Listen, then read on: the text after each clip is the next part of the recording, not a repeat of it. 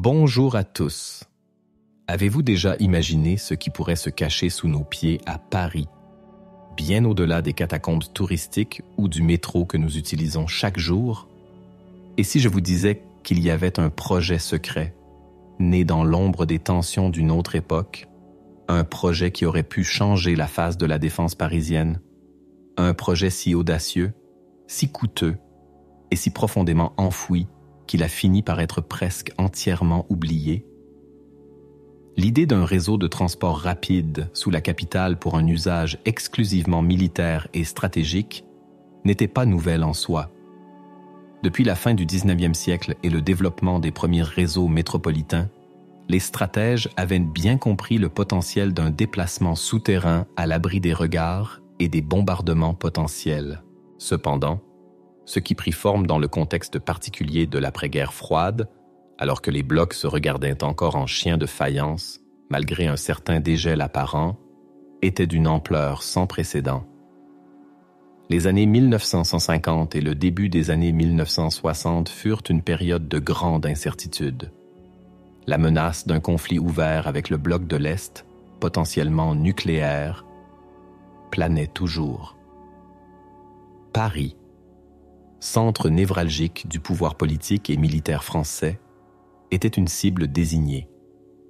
La dispersion des centres de décision, l'évacuation rapide des personnalités clés et surtout, le maintien d'une capacité de commandement et de contrôle sous une attaque majeure devenaient des priorités absolues.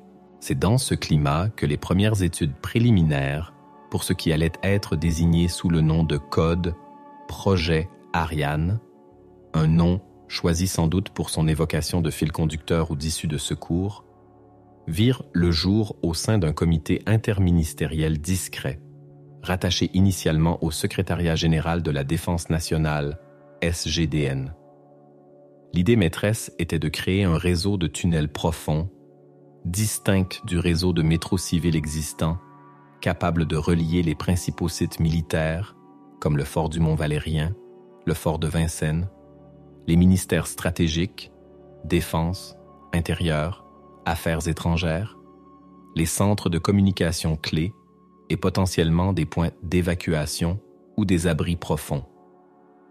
La vision était celle d'un système résilient, capable de fonctionner même si la surface était dévastée. Les premières notes de service, datées de 1957, sont fascinantes par leur mélange de prescience technique et d'optimisme prudent face aux défis colossaux. Elles évoquent la nécessité de tunnels blindés, capables de résister à l'onde de choc d'explosions proches, de stations sécurisées avec des systèmes de filtration d'air sophistiqués en cas d'attaque NBC, nucléaire, biologique, chimique, et d'un système de propulsion silencieux et rapide, distinct du métro civil, afin de garantir la discrétion et la vitesse. Le choix de la propulsion fut l'un des premiers points de discussion technique. Une rame sur pneus, similaire à certaines lignes du métro parisien, fut envisagée pour sa souplesse et sa faible émission sonore, mais sa vitesse et sa capacité de charge étaient limitées. Un système sur rail traditionnel offrait plus de potentiel en vitesse et capacité, mais soulevait des questions sur la signature sonore et vibratoire potentiellement détectables. Des systèmes expérimentaux de propulsion magnétique ou pneumatique, bien que futuristes pour l'époque, furent même brièvement évoqués dans des rapports préliminaires, rapidement écartés pour leur immaturité technologique et leur coût exorbitant. Le comité exploratoire, composé d'officiers supérieurs, d'ingénieurs des corps de l'État, mines, ponts et chaussées, et de quelques universitaires triés sur le volet, se réunissaient dans le plus grand secret. Leurs travaux initiaux consistaient à évaluer la faisabilité technique et financière d'un tel projet dans le sous-sol complexe de Paris. Il fallait prendre en compte les couches géologiques variées, argile, calcaire, sable, la présence d'anciennes carrières, notamment celles du sud et de l'est parisien, le réseau dense des égouts, des aqueducs et bien sûr, du métro civil existant. dont certaines lignes étaient déjà profondes, mais pas suffisamment pour la résilience requise par le projet militaire. L'une des premières tâches fut de cartographier avec une précision extrême le sous-sol parisien, bien au-delà des connaissances disponibles publiquement ou même au sein des administrations civiles. Des campagnes de sondage géologique discrètes furent lancées sous couvert d'autres travaux publics ou de recherches scientifiques. Ces sondages révélèrent l'étendue et la complexité des vides souterrains non répertoriés, des cours d'eau souterrains imprévus et des zones de sol instables qui représenteraient des défis majeurs pour le percement de tunnels. Les ingénieurs réalisèrent rapidement que percer à des profondeurs garantissant une protection significative, plusieurs dizaines de mètres, impliquerait de traverser des strates rocheuses durées, nécessitant des techniques de forage lourdes et coûteuses. Parallèlement, la définition du tracé posait d'énormes problèmes stratégiques et de discrétion. Où implanter les stations? Idéalement, directement sous les bâtiments stratégiques. Mais cela impliquait soit d'acquérir discrètement les terrains, une tâche presque impossible à Paris sans éveiller les soupçons, soit de percer et de construire en sous-sol, sans accès direct, depuis la surface des sites en question. Une prouesse technique complexe pour des stations destinées à un usage intensif en cas de crise. L'alternative était de situer les stations à proximité immédiate des sites, reliés par des passages souterrains sécurisés. Chaque option présentait son lot d'inconvénients en termes de coûts, de complexité et de sécurité. Les premières estimations budgétaires, même à ce stade préliminaire, donnèrent le vertige aux membres du comité. Le coût par kilomètre de tunnels profonds, sécurisés et équipés selon les normes militaires, dépassait de loin celui du métro civil. Le réseau envisagé, même dans sa version la plus courte et la plus prioritaire, reliant quelques points clés, représentait plusieurs dizaines de kilomètres. On parlait potentiellement de sommes équivalentes à une part non négligeable du budget de la défense de l'époque. Le financement devint rapidement la pierre d'achoppement majeure. Comment justifier un tel investissement, gardé secret, auprès des instances de décision politique sans révéler la nature exacte du projet? Comment l'intégrer dans les lois de programmation militaire sans qu'il apparaisse comme un poste de dépense isolément astronomique? La question du secret était une obsession. Un projet d'une telle ampleur ne pouvait rester indéfiniment caché. La construction nécessiterait des ouvriers, des matériaux, des accès de surface, des évacuations de déblais. Comment dissimuler tout cela au regard des Parisiens, déjà habitués aux travaux du métro civil mais qui s'interrogeraient inévitablement sur des chantiers d'une nature différente, avec des mesures de sécurité inhabituelles? Les discussions préliminaires abordèrent l'idée de camouflage des travaux. Pourrait-il être intégré à des projets de travaux publics civils, rénovation d'égouts, extension future du métro, pour masquer leur véritable nature? Cela semblait peu probable étant donné l'échelle, la profondeur et les exigences techniques spécifiques du projet Ariane. Une autre idée était de réaliser la majeure partie des travaux depuis des sites militaires clos, comme les forts périphériques ou des emprises de l'État, limitant ainsi les points d'accès visibles en zone urbaine dense. Mais même ces sites posaient des problèmes logistiques considérables pour acheminer et évacuer les matériaux. Les besoins en main-d'œuvre qualifiée pour le forage et la construction de tunnels profonds étaient importants. Il faudrait recruter des ingénieurs, des techniciens et des ouvriers spécialisés et les soumettre à des procédures de habilitation de sécurité draconiennes. Le risque de fuite d'informations, volontaire ou involontaire, augmentait avec chaque personne impliquée. La compartimentalisation de l'information devint un principe fondamental. Chaque équipe ne connaîtrait que la partie du projet qui la concerne directement, sans avoir une vue d'ensemble du réseau. Les études initiales de tracé se concentrèrent sur plusieurs axes prioritaires.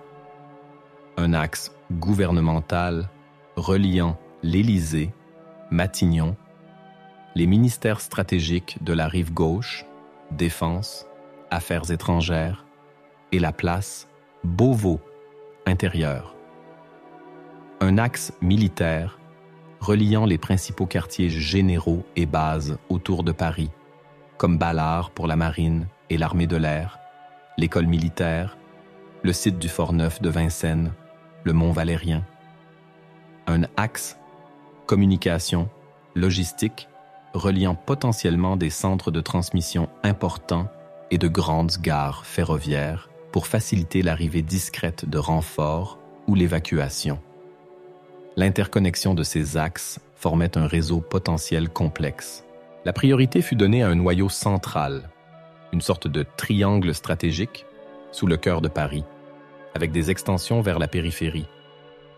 Les ingénieurs du comité passèrent des mois à superposer des cartes topographiques, géologiques et des plans des réseaux existants, égouts, métros, carrières, etc., pour définir les corridors de moindre résistance et les zones à éviter absolument.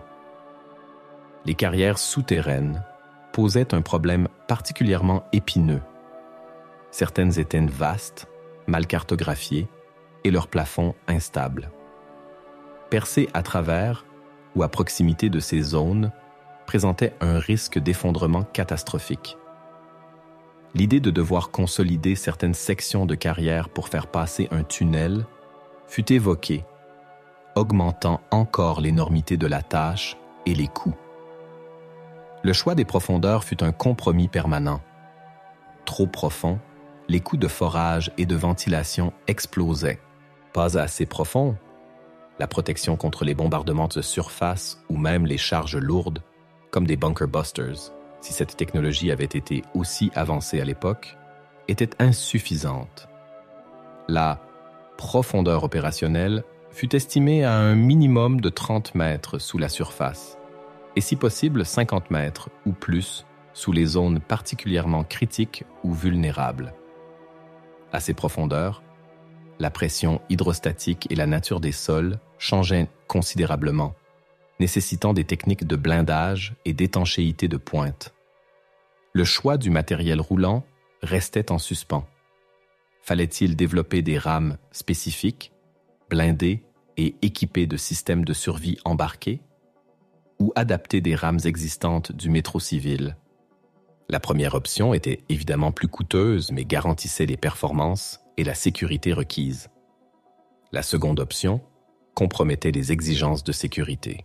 Le débat interne sur ce point reflétait la tension constante au sein du comité entre les impératifs militaires absolus et les contraintes de la réalité technique et budgétaire. Les militaires poussaient pour la solution la plus robuste, tandis que les ingénieurs et les fonctionnaires des finances tentaient de ramener le projet à une échelle réaliste, si tant est qu'un tel projet puisse l'être. L'aspect le plus fascinant des documents de cette époque est peut-être l'attention portée aux détails de fonctionnement en situation de crise. Les stations devaient être autonomes en énergie pendant une durée significative, avec des générateurs diesel de secours et des réserves de carburant importantes. Les systèmes de ventilation et de filtration d'air devaient pouvoir opérer en circuit fermé pendant des heures, voire des jours, pour se prémunir contre la contamination extérieure. Les communications devaient être assurées par des câbles blindés redondants, distincts des réseaux civils et reliés à des centres de commandement souterrains. La conception des stations elles-mêmes était axée sur la fonctionnalité et la sécurité. Pas de décoration superflue, mais des murs épais en béton armé, des portes blindées étanches, des sas de décontamination, des zones de couchage et de travail sommaire pour le personnel de service et les passagers de marque en cas de confinement prolongé. L'accès aux stations depuis la surface devait être discret et sécurisé, souvent via des bâtiments existants ou des entrées de services dérobées. L'un des concepts envisagés était l'intégration d'ascenseurs et de monte-charge à grande vitesse, capables de descendre rapidement le personnel et le matériel lourd depuis la surface jusqu'au niveau des quais. Les études de sol approfondies révélèrent des challenges encore plus complexes que prévu. Dans certaines zones du centre de Paris, notamment près de la Seine, les sols étaient saturés d'eau, des alluvions sur des dizaines de mètres. Le percement de tunnels en milieu aquifère, à grande profondeur, nécessitait des techniques de congélation du sol ou l'utilisation de tunneliers pressurisés, à pression de boue ou à boucliers à pression de terre, qui étaient à la pointe de la technologie, mais encore peu éprouvés sur de très longues distances ou dans des conditions aussi difficiles. Chaque mètre creusé promettait d'être une bataille technique et financière. La présence d'infrastructures existantes, même si elles se trouvaient à des niveaux différents, imposait des contraintes de tracé drastiques. Il fallait éviter absolument de fragiliser les fondations d'immeubles historiques, les piliers des ponts, les collecteurs d'égouts principaux ou les tunnels du métro civil. Chaque croisement potentiel représentait un risque et nécessitait des études de renforcement complexes et coûteuses. Les ingénieurs devaient naviguer dans un labyrinthe souterrain déjà dense.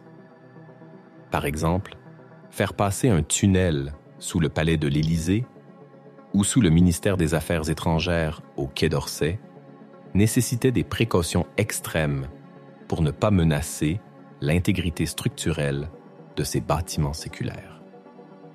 Les plans détaillés de ces sections montraient des courbes complexes et des adaptations de profondeur pour contourner les fondations critiques. Le concept d'accès aux stations depuis les bâtiments stratégiques restait une énigme.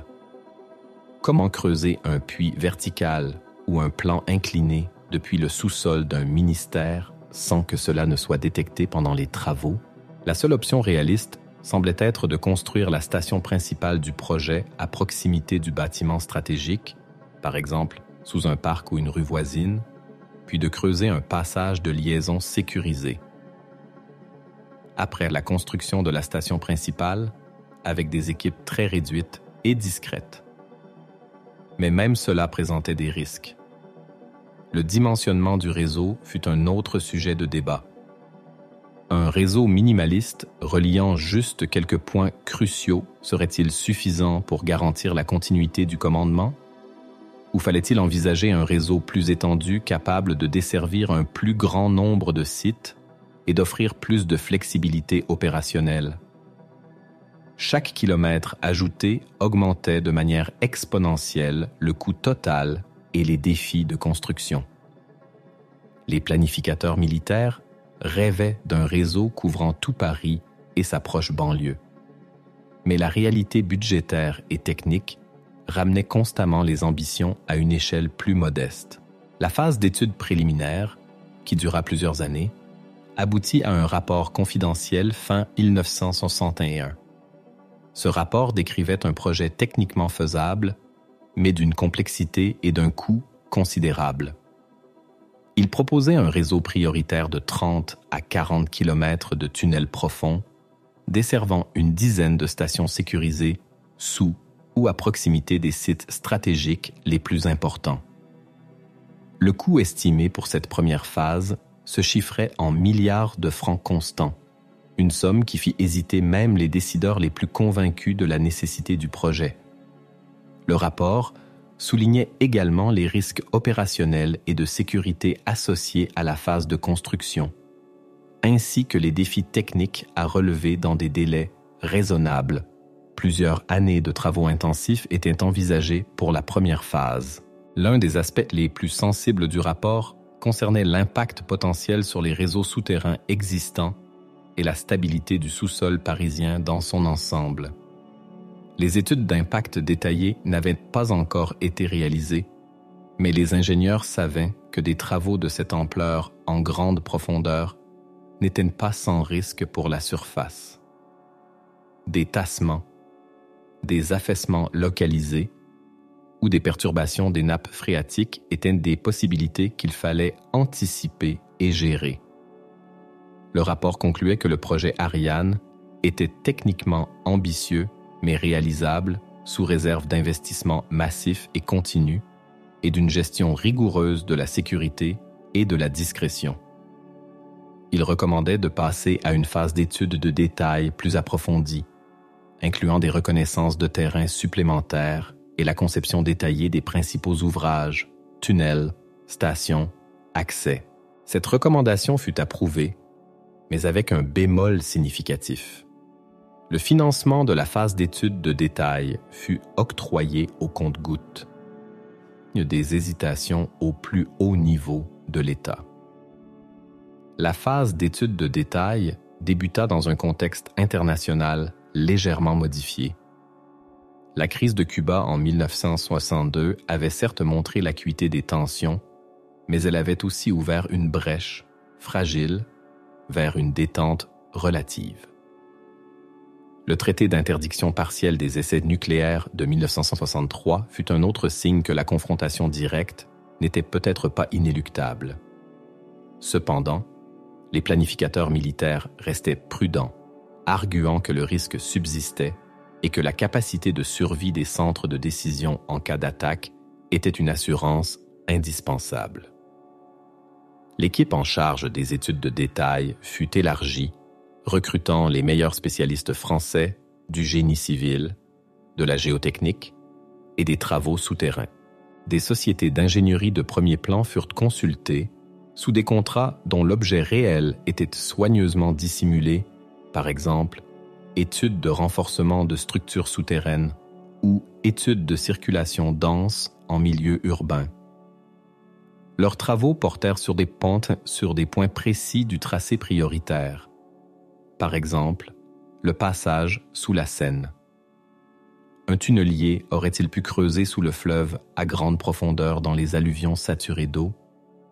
Des études comparatives furent menées sur les techniques de percement sous-fluvial utilisées à l'étranger, notamment en Grande-Bretagne pour le métro de Londres ou aux États-Unis. Le coût et la complexité de ces ouvrages s'avéraient prohibitives pour chaque traversée de fleuve. La conception des stations fut affinée.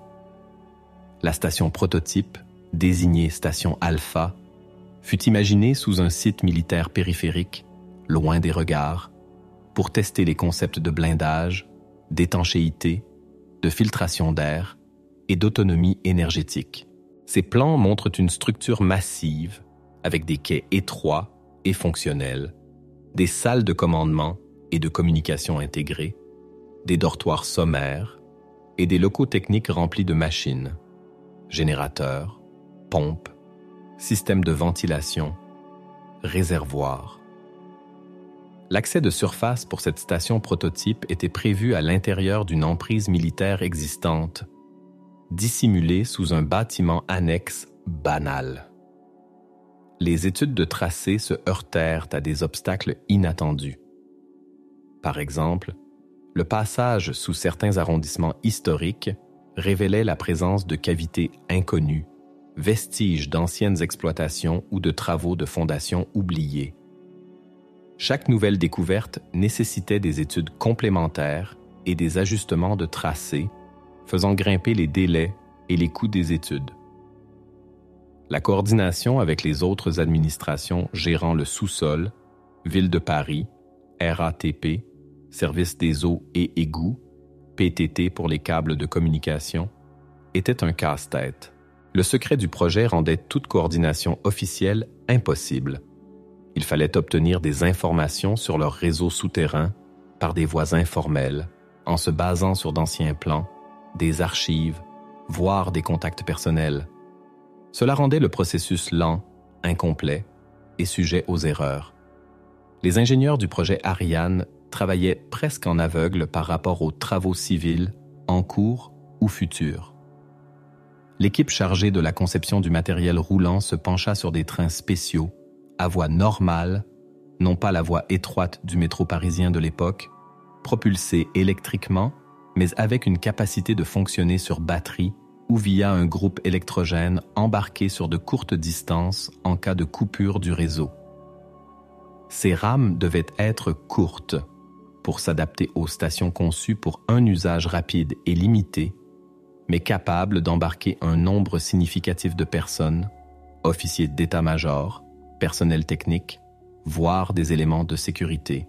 Leur blindage et leur système de survie en faisaient des engins coûteux et complexes. Le choix de la voie normale ouvrait la possibilité théorique de relier ce réseau souterrain militaire aux grandes lignes ferroviaires nationales, facilitant le transport de troupes ou de matériel lourd depuis l'extérieur de Paris. Mais cette idée fut rapidement écartée comme étant trop ambitieuse et compromettant le secret. La phase d'étude de détail mit en évidence l'ampleur herculéenne de la tâche. Le rapport de fin de cette phase, remis fin 1964, était moins optimiste que le précédent. Il confirmait la faisabilité technique de la première phase du réseau, environ 40 km et 12 stations, mais revoyait les estimations de coûts à la hausse de manière significative, en raison de la complexité des sols rencontrés et des exigences techniques de plus en plus précises en matière de sécurité et de résilience. Le délai de construction estimé était désormais de 8 à 10 ans pour la première phase, sous réserve d'un financement continu et sans aléas majeurs. Les risques liés à la construction en milieu urbain dense et à la nécessité de maintenir le secret étaient soulignés avec insistance. Le rapport évoquait également le défi de la maintenance à long terme d'un tel réseau. Comment assurer l'entretien des tunnels, des stations et du matériel roulant sans attirer l'attention? Comment recruter et former le personnel nécessaire, conducteurs, techniciens de maintenance, personnel de sécurité, en toute discrétion? Le rapport des études de détail de 1964 arriva sur les bureaux des décideurs politiques à un moment où le contexte stratégique continuait d'évoluer. La France avait développé sa propre capacité de dissuasion nucléaire, la force de frappe, considérée par certains comme une alternative ou un complément à la défense conventionnelle et à la protection des infrastructures civiles et militaires. L'accent politique se déplaçait vers le développement de cette force qui absorbait des ressources financières et techniques considérables. Dans ce nouveau paysage, le projet Ariane, conçu initialement pour survivre à une guerre conventionnelle intense ou aux effets secondaires d'une guerre nucléaire limitée, semblait moins prioritaire. Son coût astronomique le mettait en concurrence directe avec les programmes de la force de frappe, sous-marins nucléaires, missiles balistiques, bombardiers stratégiques. Un débat interne s'engagea au sein du gouvernement et de l'état-major général. Fallait-il consacrer des milliards à un réseau souterrain de survie ou privilégier l'outil de dissuasion qui, par définition, devait empêcher l'attaque de se produire? Les partisans du projet Ariane, principalement issus des échelons intermédiaires de l'armée et de l'administration, arguaient qu'une capacité de survie était indispensable même avec la dissuasion pour garantir la riposte et la continuité de l'État.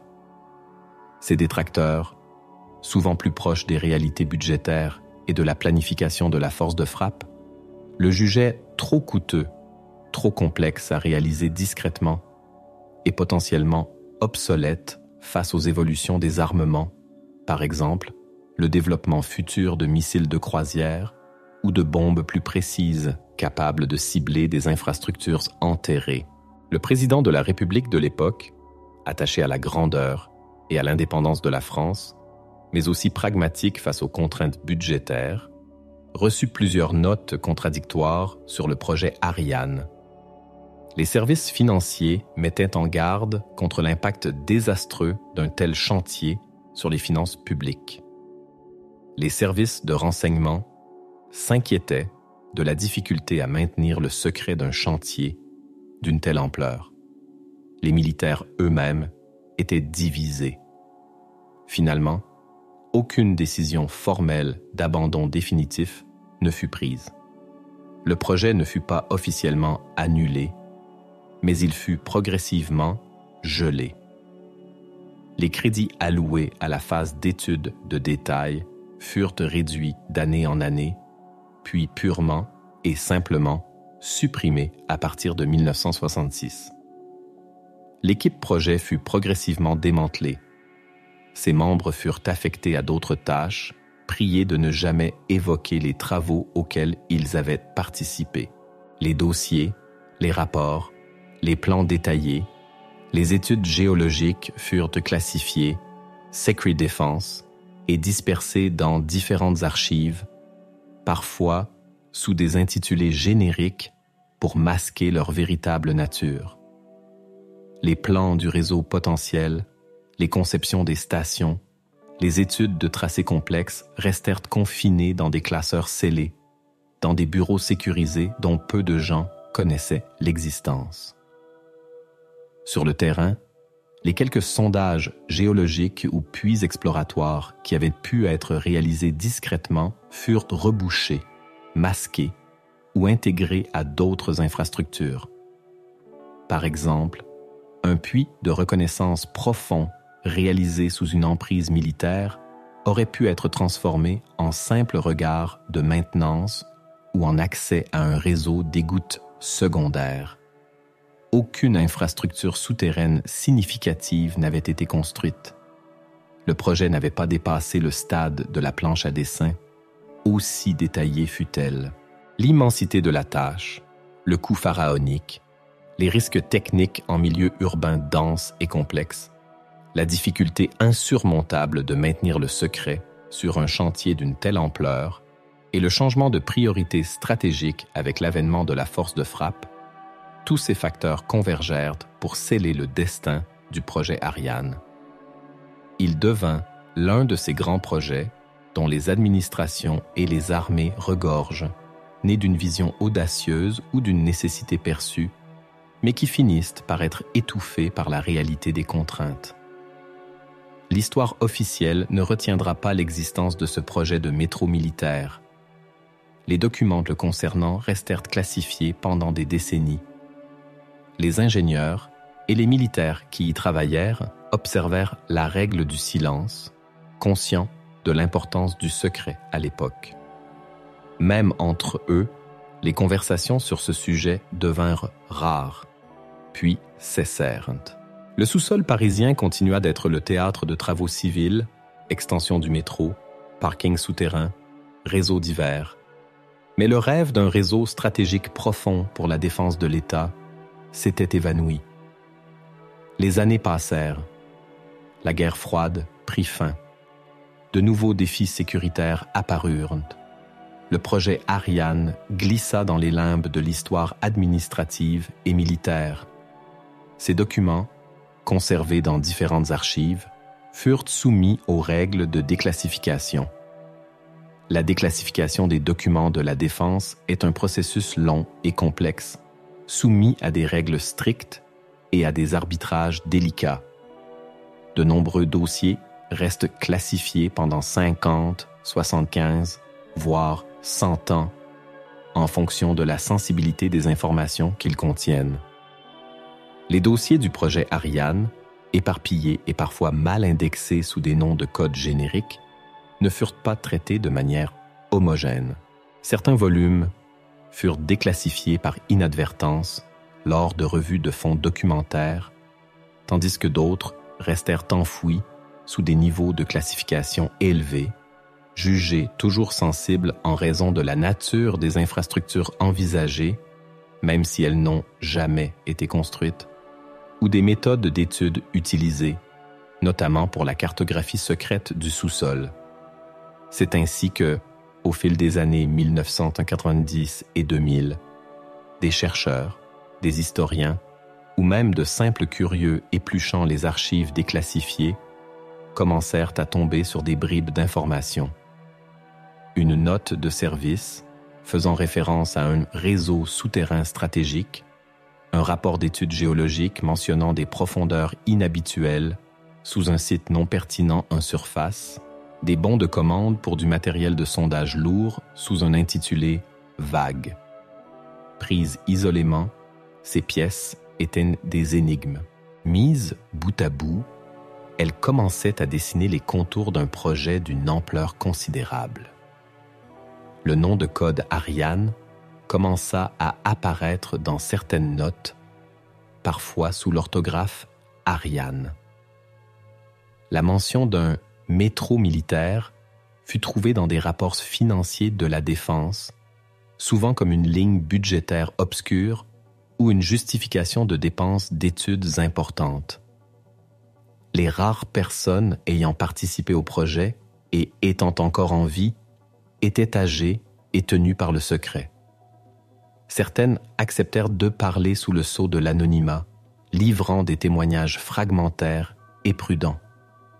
Elles confirmèrent l'existence d'un projet de métro profond pour raisons stratégiques, l'immensité des défis techniques et la raison de son abandon, le coût, la difficulté du secret. Mais leurs souvenirs étaient parfois imprécis, les détails techniques ou organisationnels s'étant estompés avec le temps et le manque de documents à l'appui de leurs propos. Le projet restait largement dans l'ombre, une rumeur persistante dans certains milieux d'anciens militaires ou d'historiens des techniques. Les plans les plus détaillés, les études de conception des stations prototypes, les rapports d'impact sur le sous-sol restèrent inaccessibles, verrouillés par la classification. Impossible donc de reconstituer avec précision le tracé envisagé, l'emplacement exact des stations planifiées ou les solutions techniques précises qui avaient été étudiées. Le projet Ariane devint un exemple fascinant de ces initiatives nées des peurs d'une époque, portées par une vision audacieuse, mais condamnées par leur propre ambition et les contraintes de la réalité. Il témoigne de la manière dont les préoccupations de défense pouvaient se traduire par des projets d'infrastructures souterraines d'une démesure presque irrationnelle. Il montre aussi comment les dynamiques politiques, budgétaires et techniques peuvent enterrer les projets les plus audacieux, les reléguant au rang de notes de bas de page de l'histoire. Aujourd'hui, sous les rues animées de Paris, les couches géologiques, les anciennes carrières, les réseaux d'égouts, le métro civil, les parkings souterrains et les fondations des bâtiments constituent un palimpseste complexe. Nulle part ne se trouve de tunnel du projet Ariane, nulle part de station fantôme. Mais l'idée a existé. Des hommes et des femmes ont passé des années de leur vie à imaginer et à planifier ce réseau invisible. Leurs plans dorment dans des archives, témoins silencieux d'une peur passée et d'un rêve souterrain qui n'a jamais vu le jour. Le sous-sol parisien garde bien des secrets, certains construits et visibles, d'autres, comme le projet Ariane, à peine esquissés avant de retourner à l'obscurité des dossiers classifiés.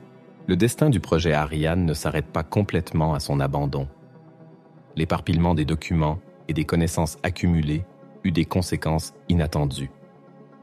Certaines études géologiques très fines, réalisées dans le cadre du projet pour identifier les meilleurs corridors de percement à grande profondeur, furent ultérieurement utilisées, bien des années plus tard, pour d'autres projets souterrains civils ou militaires de moindre ampleur.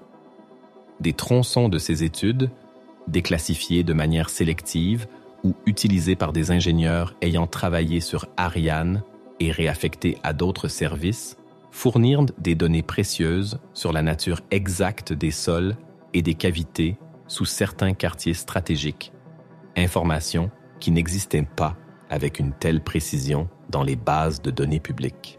De même, certaines techniques de forage et de consolidation des sols qui avaient été étudiées en détail pour le projet Ariane, bien qu'elles ne dépassèrent pas le stade théorique ou les essais en laboratoire, contribuèrent à faire progresser le savoir-faire français dans le domaine des travaux souterrains en milieu difficile.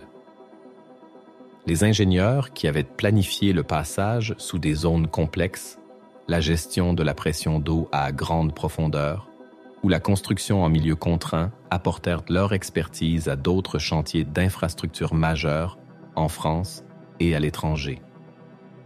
Le savoir n'avait pas été totalement perdu, même si le projet global était abandonné.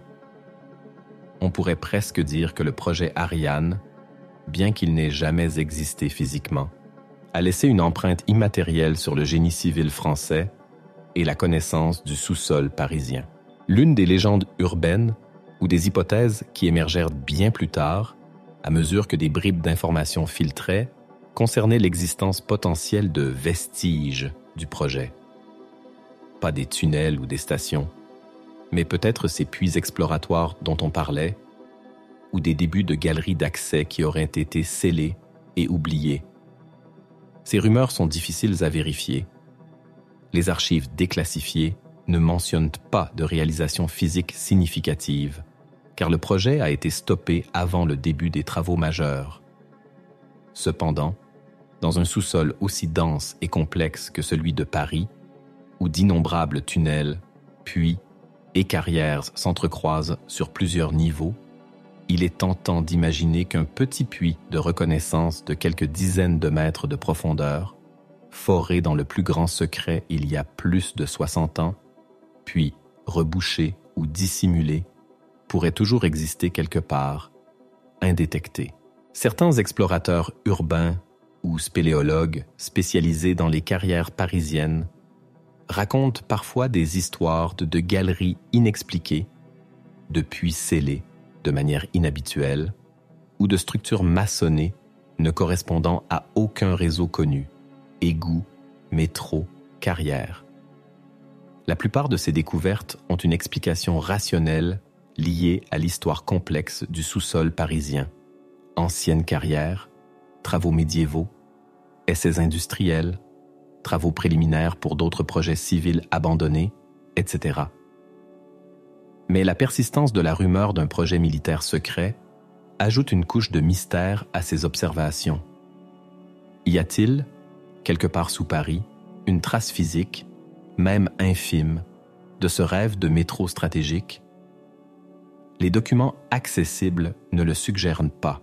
Le poids des preuves historiques indique que le projet Ariane n'a jamais dépassé le stade des plans très avancés et des études préliminaires, stoppées net par les réalités du coût et de la complexité avant que le premier coup de pioche significatif ne soit donné. Il reste un cas d'étude fascinant pour comprendre les logiques de planification de défense dans un contexte de guerre froide, les interactions complexes entre les impératifs militaires, les contraintes techniques et les réalités budgétaires et politiques. L'histoire du projet Ariane nous rappelle que la planification stratégique, surtout dans des périodes de forte tension, peut engendrer des idées d'infrastructures d'une ambition stupéfiante, cherchant à créer des doubles souterrains ou des alternatives résilientes aux réseaux de surface vulnérables. D'autres pays, confrontés à des menaces similaires, ont également étudié ou même réalisé de tels projets, des bunkers gouvernementaux profonds, des centres de commandement souterrains, voire des portions de réseaux de transport stratégiques. L'originalité du projet Ariane résidait dans son échelle envisagée, un véritable réseau de métro, et les défis uniques posés par le sous-sol historique est déjà saturé de Paris.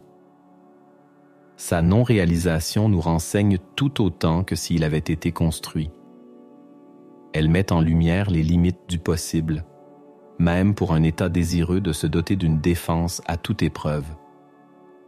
Elle illustre aussi la rapidité avec laquelle les priorités peuvent changer dans le domaine de la défense, rendant un projet coûteux et à long terme obsolète, avant même qu'il ne voie le jour.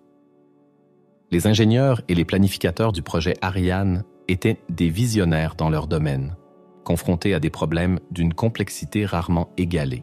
Leurs solutions potentielles aux défis du forage profond, de la construction de stations sécurisées sous des bâtiments existants, de la ventilation en milieu confiné et de la gestion logistique d'un chantier secret à grande échelle, étaient à la pointe de la technologie et de l'organisation de l'époque.